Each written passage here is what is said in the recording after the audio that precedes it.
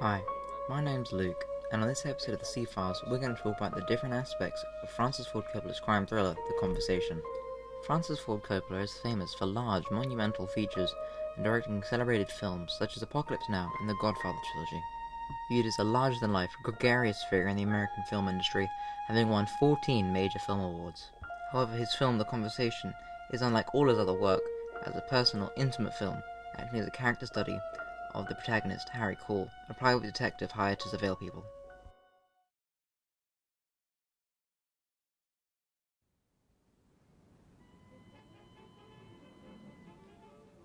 The film opens with a 3-minute-long overview of San Francisco's Union Square. The shot is framed reminiscent of the infamous Destiny Plaza, slowly zooming on a Caul as he filters through the crowd.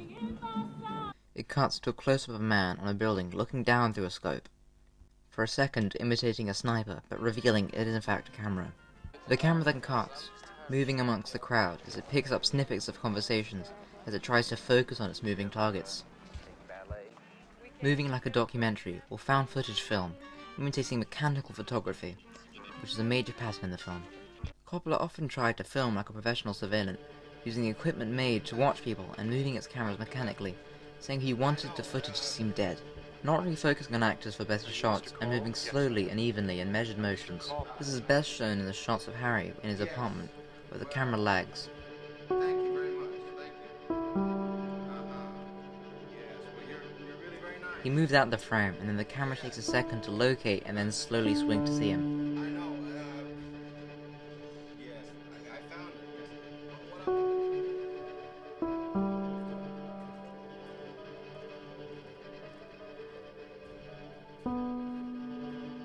What The character of Harry Caul is that of an empty man.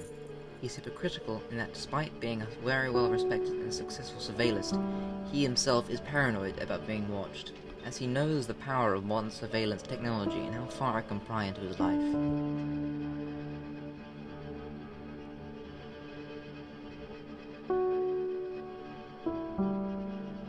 He pays meticulous detail to security, with his worst fear being watched by others and having a security breach. His apartment, and Harry is sure he's not being watched, we are shown one of the few times when he's comfortable in the movie. When Harry thinks his privacy has been breached, he freaks out, an example being when he finds out his tenant has the key to his apartment. He immediately calls for new locks. Or in more drastic examples, he tears up his apartment in searching for a bug that was merely alluded to. Coppola said he wanted to show how Harry's job had taken up so much of his life, with his every action being through the fear of surveillance. Here about the convention and mentioned your name. Are you? Yeah, you're one of the notables who's going tomorrow night. Did you The know story's plot follows Harry as he becomes more and more invested in the tape, and the people talking on it. His obsession with privacy being pushed aside by the guilt he feels and the fear of his actions hurting someone. Shown particularly when he's in the elevator with the woman who he taped, with it being shown that the weight of his actions bear heavily on him. Especially due to the fact that as he mentioned to his pastor in confession, he knows that people have been hurt through his work.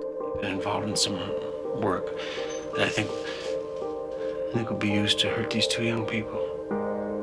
The film had been a passion project for the director for just under a decade, with the first draft being written in 1969. Coppola had been fascinated with the technology used to watch people. One in particular that caught his eye was a device shown in the opening, a gun of sorts that would pick up the sound of whatever was being pointed to. Another much talked about inspiration for the film was the 1966 mystery drama by Michelangelo Antonioni, Blow Up, which follows a London photographer who thinks he's accidentally taken a picture of a murder and slowly goes mad trying to prove it. The movie has themes of individual perception and reality which it shares with The Conversation. An example of The Conversation's theme and perception is the repetition of the line in the recording, "He'd kill us if he had the chance." Kill us if he got the chance. When Harry first hears the line, he starts to panic, thinking that through his actions the two he was watching may be hurt by his employers. But by the end of the film he realizes that the phrase was said as a justification for murder instead of a fearful comment, showing how in different contexts the phrase serves two different purposes.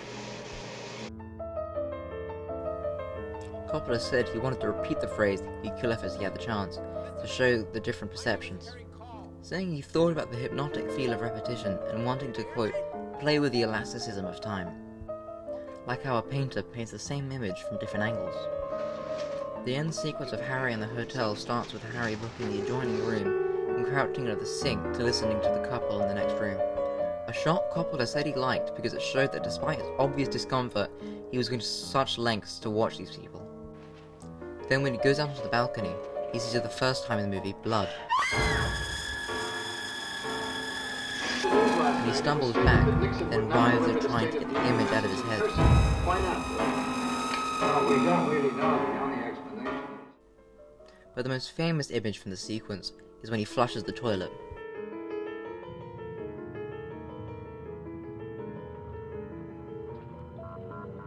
Coppola says the shot was much inspired by the works of Alfred Hitchcock, reminiscent of his film Psycho.